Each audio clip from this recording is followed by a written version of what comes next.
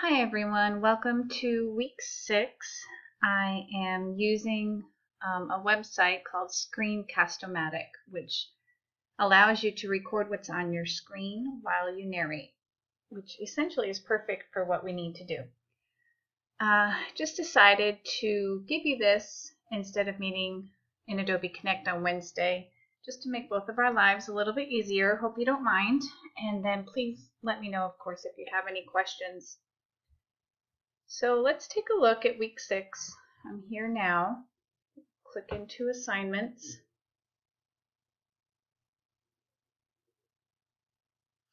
This week you're going to be reading about assessments in chapter 11, and you're going to be looking at, for your week 6 discussion, going to be looking at the Smarter Balanced Assessment website, and that is otherwise known as the SBAC, which is one of the companies hired to make the new Common Core testing.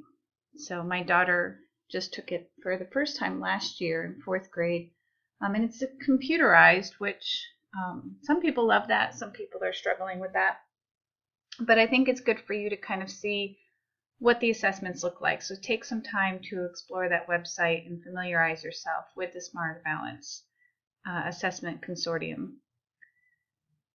All right, and then this is the week that we've kind of been talking about since week 1, where you have your signature assignment due. And that is the interview and observation of a teacher that is receiving the same or that has the same credential that you're seeking. This should be nothing new. I'm guessing that most of you are done. I've been kind of reminding you for a while now because I didn't want this to sneak up on you, because sometimes it's hard to plan it all.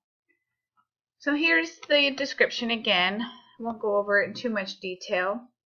So you need to talk to the teacher prior to observing them and just get some information about their students.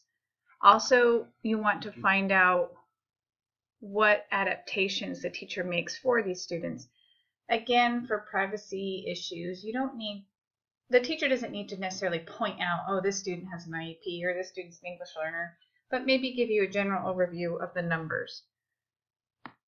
The next part is you're observing a lesson.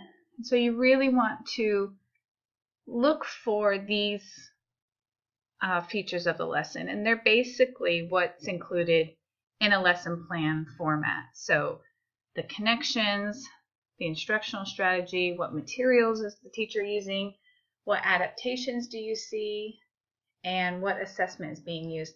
You may or may not see all of these things, and that's okay. But just explain what you did see. And then if you're able to, you want to debrief with the teacher after the observation, and then just ask any questions you might have and get their feedback on what they thought of the lesson. And then number 8 here, number 9, you are reflecting on the lesson. What did you think went well? What would you change? And most importantly, it's what insights have you gained from the experience? And then you'll kind of be combining the information you got from the interview and the information you got from your observation into one paper, and that's a 3 to 5 page paper. And if you could write it in essay format, not bullet points, not a question and answer, that would be ideal. All right, so hopefully you have somebody in mind for this, or you have already started it. Since it is a signature assignment, you are submitting it in live text. And when I grade it, I will be putting your comments in live text, so you'll only see the grade in Blackboard. So if you're like, hey, where are the comments? They're in live text. All right, so this week is kind of a double whammy, and you have 2 assignments. You also have the next step of your web quest. So last week you did the welcome, the introduction, and the task tab. And this week now you're working on step 2, which is only one tab. It's the process tab. However, the process tab is, I think, the most detailed. The process tab is most similar to a lesson plan, but you need to write it in a student-friendly manner because you need to write it as if you're talking with the students. So I pulled up a couple examples from Zoonal. I didn't pull up the one I did. But here's one for math. This one is on fractions. So this is their process tab. It very clearly states what they should be doing step by step.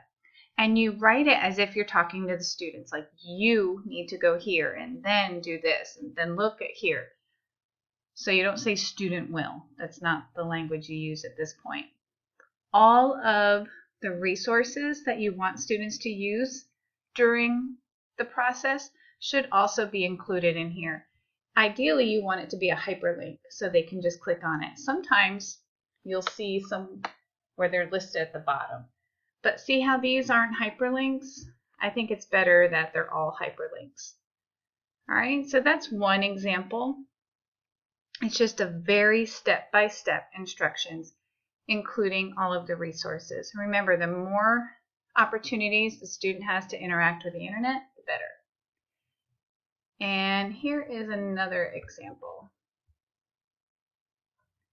This one is Introduction to Greek Mythology. This is high school.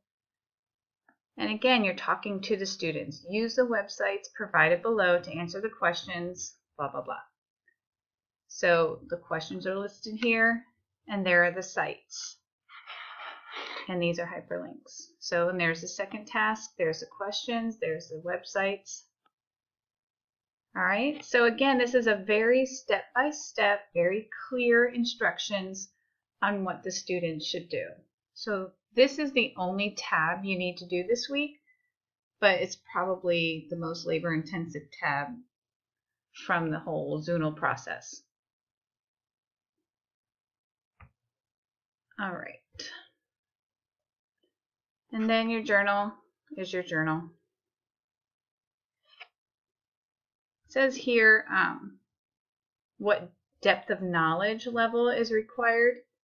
You probably have seen depth of knowledge wheel, and I think it's in one of the weeks of the courses. Let me see if it's in week 6.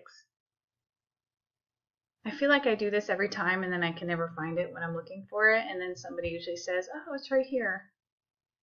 But the depth of knowledge is just levels of thinking, kind of like what Bloom's taxonomy is.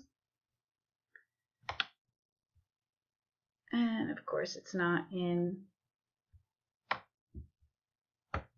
week 6. Why would it be? That would be too easy. Let's see if it's in.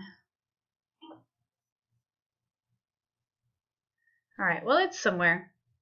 Maybe I will send it to you in an email just so you don't have to be searching through the course for it. You can also Google it. If you Google depth of knowledge, it comes up pretty quickly. And it's a big old circle that looks like this.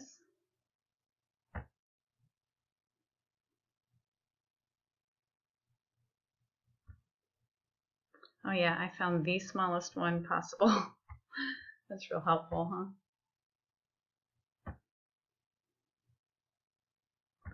Anyway, if you Google it, you'll find it if you're not familiar with what depth of knowledge is. And if you want to go through the scavenger hunt in our course, it is in there somewhere.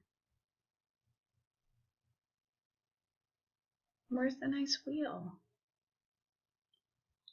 All right, you get my point.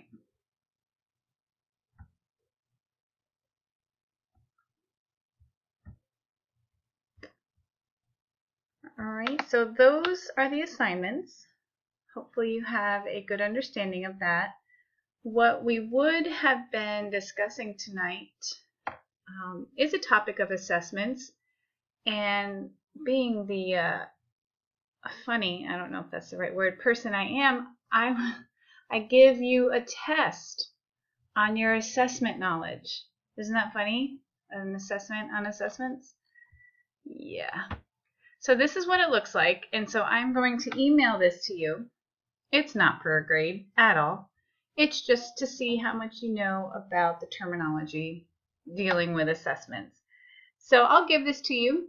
and then you can take it at your leisure, and then in a couple days I will post the answers.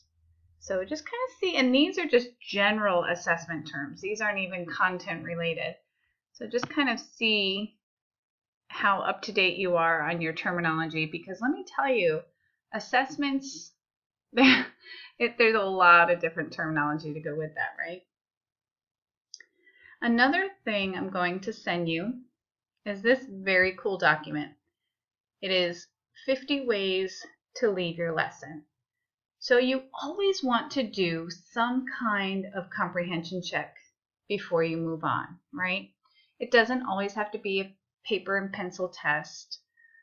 Inside chapter 11 that you'll be reading this week, there is an image, or a table actually, and it's called performance-based assessments. Now, when I first heard that term, performance-based assessments, I pictured a bunch of kids in front of me like dancing and singing as their assessment. Lo and behold, it's much more broad than that. So make sure you look for that table in your reading this week and see what formats performance-based assessments can take, because they're really fun and outside the box, and we don't always have to give paper pencil tests.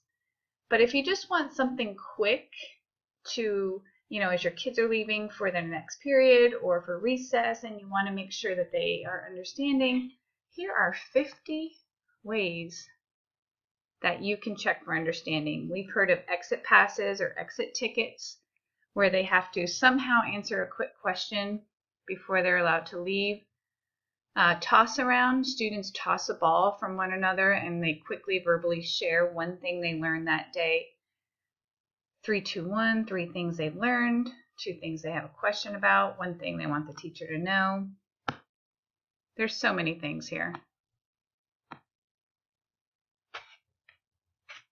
Think, pair, share, cheat sheet, thumbs up, thumbs down,